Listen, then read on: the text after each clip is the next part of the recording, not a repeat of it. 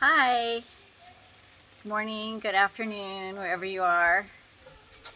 We're on the porch now, the front deck of the house. And let's see, there it is. I'll turn it the other way. There's the front porch and the whiteboard with all our important information. I should show you something actually. Well, here we go. Here's the front porch. Stains on the carpet. They keep asking me to clean them. Here we go. Here's my little speaking station. And this is what I'm looking at while I speak to you. It says chocolate sandwich cookies with vanilla cream. Anyway, that's yummy. As I think about spiritual things with Amy Carmichael, I'm also thinking about chocolate sandwich cookie with vanilla cream. And here is the front and the pond slash lake slash thing. Can't hear it. I can see it through the trees, but there are the boys, Peter and his friends down there. There's some other boys down on the beach. This is one sad boy who got 3 stitches in his knee 3 days ago and can't swim. Rough. And here is more things to look at. This is Winnie. This is the other monkey. Can you see her? Say hi, Winnie. Hi. You gonna talk to me? She's angry with me. She's mad at me most all the time. Whoo! Can you see me? She feels threatened because Peter loves me and not her, 100%. So she stands up with her hands on her hips like she's gonna fight me. Like, you want a piece of this? But she's not doing it right now. This is Mike and Sherry Potter's sidecar. They gave it to us. We love it.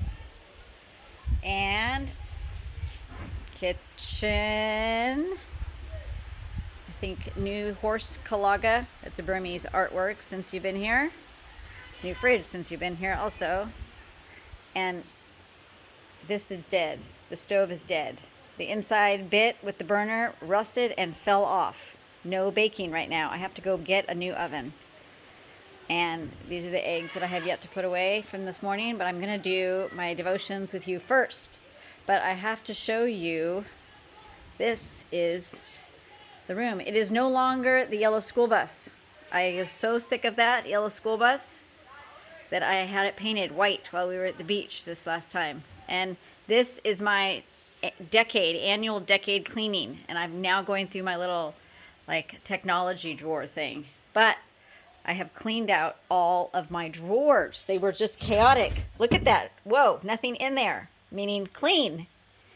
And there we go. Look at this guy. Whoa, clean. Nice. And Peter's drawer full of glue sticks and other things. And this is an old Kindle Fire. Who wants that? I'm not sure. Like 8 gigabytes of RAM, or maybe even 4. Clean. Yeah, I'm proud of this. Pretty happy. Mostly happy that you can see the table.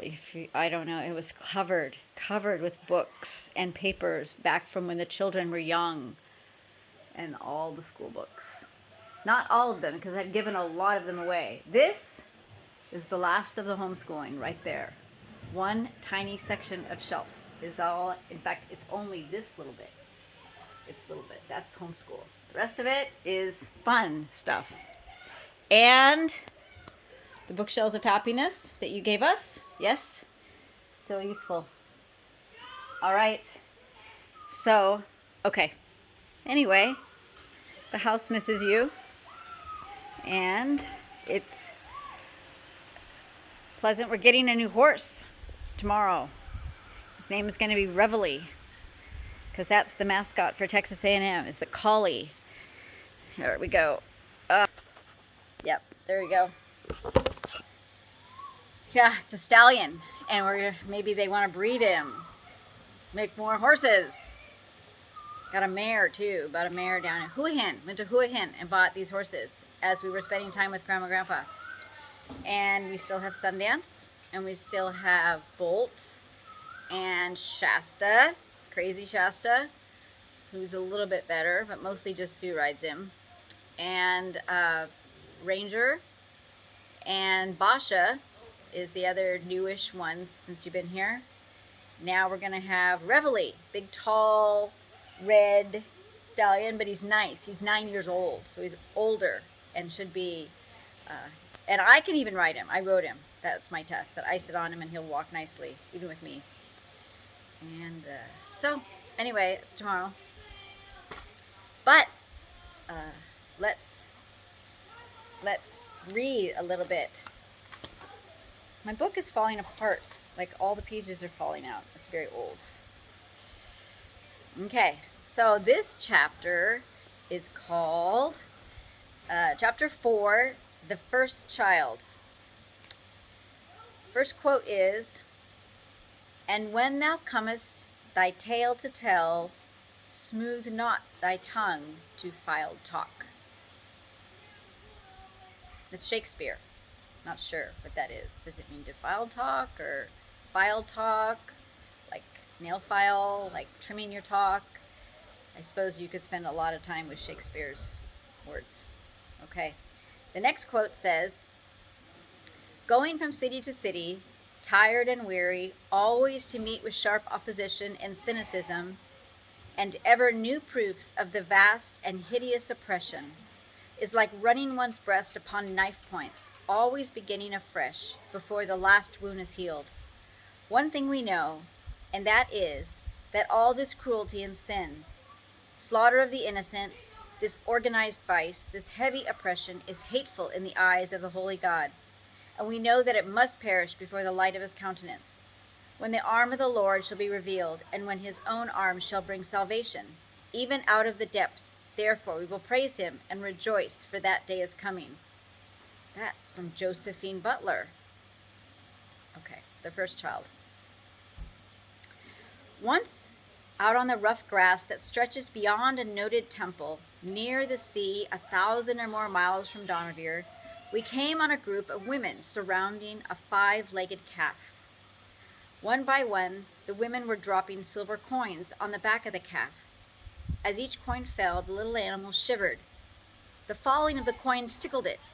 The shiver was merely that, but to the women there was something mysterious in it.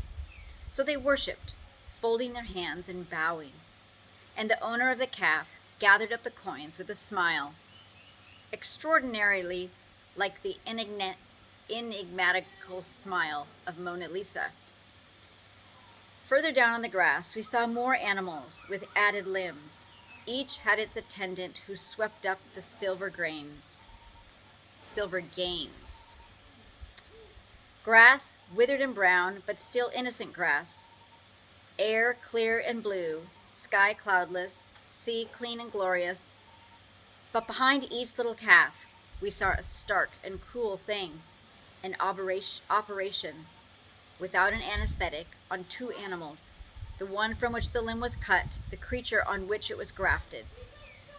The law forbids this operation to be done in public. No one asks where it is done or what is done, if only it be done, not done in the open street. And no one asks what has happened to make a normal boy or girl one who will be abnormal, demonical. And no one asks where the deed was accomplished or the series of deeds that ends in the forming of a character, earthly, sensual, devilish. In that town which exists for the temple, there are secret corners. The temple itself is a secret. Once long ago, someone went up the steps and in through the door which opens on a wide street. He told what he saw. It was never forgiven. Now, only worshippers may go up there, those steps, and through that door. The temple itself is not imposing. It is not like our towering temples of further south. An immense wall surrounds it. But from what can be seen From without and from photographs taken from adjacent roofs, it appears a squat structure or conglomeration of structures clustered together, and reminds one of nothing so much as the monstrous Indian spider, which hangs its web from branch to branch of forest trees and lies in wait in the middle. The web is strong enough to hold little birds and butterflies, which are often bigger than little birds. From such webs our children are disentangled, bright birds and butterflies indeed. And here she has an asterisk, and down here is a note. Nothing written here or elsewhere in this book, or in any Dohnavur book, is told in forgetfulness of the sins of the West. We all live in glass houses. Not one of us can throw stones, and we do not forget what Indian men and women are doing to end the wrongs that still persist. If what we write be read in the spirit which urges the writing, then India's own sons and daughters will be strengthened in their work by a new force of prayer and sympathy. We should have been as others, who, without seeing, and never dream of what is being done out of sight, if it had not been for what was caused to happen on March 6, 1901. I will tell it briefly, for it has been told before. Pearl Eyes, a child of 7, whose father, a thoughtful and scholarly Hindu landowner, had recently died when allowed by her mother to pay a visit to women of whose occupation the mother knew little. They were servants of the gods, women belonging to a temple sacred to Perumal, one of the incarnations of Vishnu, in a village called Great Lake. This meant that each had been married to the god, and that meant deified sin. In this child they saw one who could be trained to live that life, and they let her see things likely to accustom her to iniquity, and thus, according to the Tamil saying, that what is not bent at 5 will be unbendable at 50, tried to bend the mind of this child to their purposes. But Pearl Eyes recoiled from it all. Perhaps a natural perversity of character had something to do with it, but far more surely a certain purity of spirit and instinctive horror of every false way worked within her, and she fled from the evil house. Her home was in Tuticorin, a town on the southeast coast, just 2 days' journey by cart from Great Lake. How could a young child go so far alone? It would take much more than 2 days to walk there. She trudged off bravely. Friendly carters gave her a lift occasionally, and at last that valiant little thing found her mother's house in the big and wicked town, one of the Sodoms of this province, and she flung herself into her mother's arms, sure of safe haven there. But the temple women followed. They threatened the mother with the wrath of the gods. Her husband had been a devout Hindu. He had been famous as a reader and expounder of the religious poetry of his nation. The fear of the gods was upon the mother. She tore her little child's arms from her neck and pushed her back to those women, and they carried her off in triumph. This decided them to marry her to Perumal as soon as possible, and Pearl Eyes overheard their conversation and thought that the idiom, tied to the god, meant that she would be tied with ropes to the figure of the idol she had seen in the far recesses of the temple, and, terrified, she made up her mind to risk any punishment and tried to escape again. But she was jealously watched. Such children are of value to their possessors. There were eyes everywhere. One day, it was a day of terror for that helpless child, she crossed the stone-paved floor of the temple court, and going into the dark inner cell where the idol was set, threw herself down and prayed to Perumal to let her die. At that time we were in Dohnavur, on the western side of the district, and were about to return to Great Lake, our old center in the east, where previously we had been itinerating. We left Dohnavur on March 4th, traveling as was usual then, by night, to escape the slow travel through the heat. We arrived at our old house on the 6th. That evening something happened in the temple house in the village of Great Lake. What happened? Does the story, so familiar that it has ceased to be fresh and vivid to us, tell us what happened there? And behold, an angel of the Lord, saying, "Arise up quickly." Pearl Eyes saw no angel, heard no voice, but someone must have touched her and said, "Follow me," for she followed, and no one saw her. Down the village street she walked, past the temple walls, and no one stopped her. Across the stream, through a little grove of palm, and on to the village beyond she ran, and then stood waiting.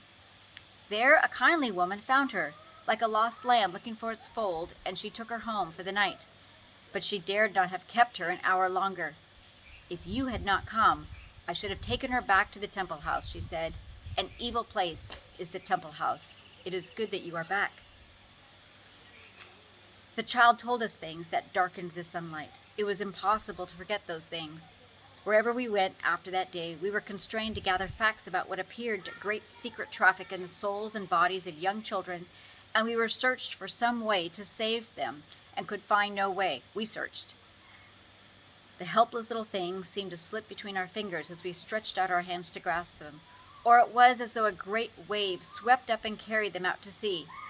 In a kind of desperation, we sought for a way, but we found that we must know more before we could hope to find it. To graze upon the tips of herbage is the Tamil synonym for superficial knowledge. If we were to do anything for these children, it was vain to grasp on the tips of the facts. It took years to do more than that. When at last we had learned things of which we were sure, we told them. We could not tell them fully, and why should we? We told what we could and left the rest to intuition and compassionate imagination. Another asterisk. We dare not do more than allude to the fact that children are brought up and kept in many of the idol temples for the vilest purposes, wrote Reverend William Parkinson Walsh of 1862.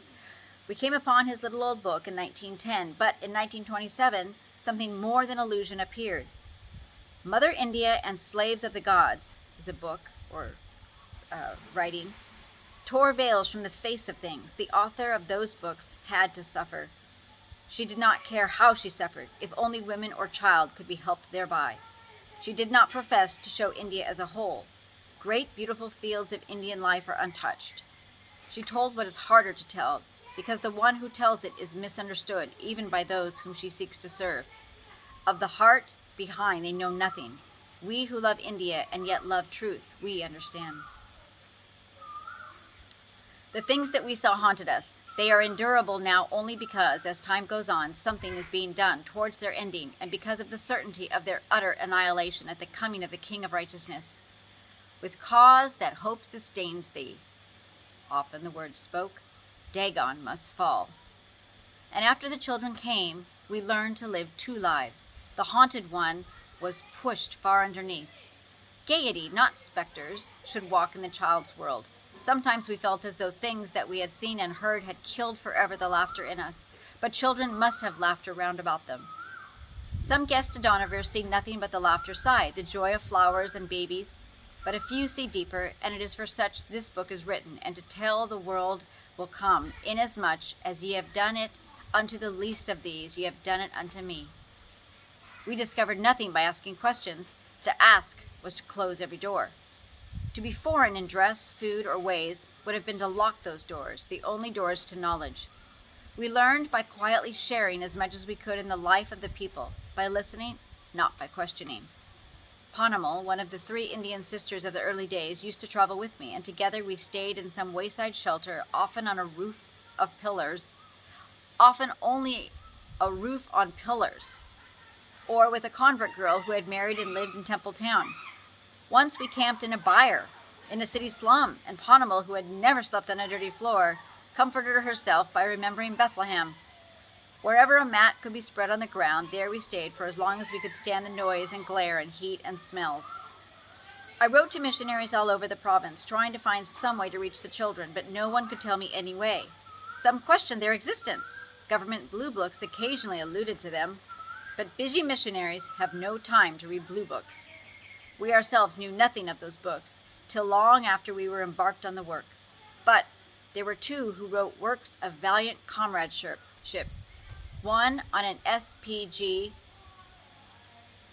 missionary to whom had been given a child who would have been sent to the temple had he not taken her. The other American woman who was deeply moved, but neither she nor he suggests anything hopeful. I had one other memorable letter. It was from the daughter of a government official. She had saved a child who had grown up to break her heart, but she was quick with sympathy. Her letter was a treasure to me. So, a little later was one from the LMS veteran. These 4 letters were all the human cheer that was granted in the early days. The thing that we wanted to do appeared to be impossible. It was all disappointment, and never a little one saved. But it is vain, says the Tamil proverb, if the heart of God's servants burn and smoke? Is it vain if the heart of God's servants burn and smoke? No, it cannot be in vain. All right. She's got a vision. She's got a calling. And that little girl just showed up at her house. So, and God just does that. Brings us to places and brings us to people. The right time and place. And we just have to be ready. And I often pray that for myself. Lord, please bring to my front door the people that you want me to minister to. It's a big world out there. It gets overwhelming when you think about it all. But this is a beautiful place. We're super thankful for it. And I can see the mountains actually, which is somewhat rare in April, huh?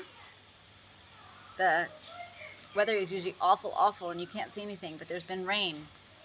So that's nice. Okay, love you, and I'll talk to you later. Bye.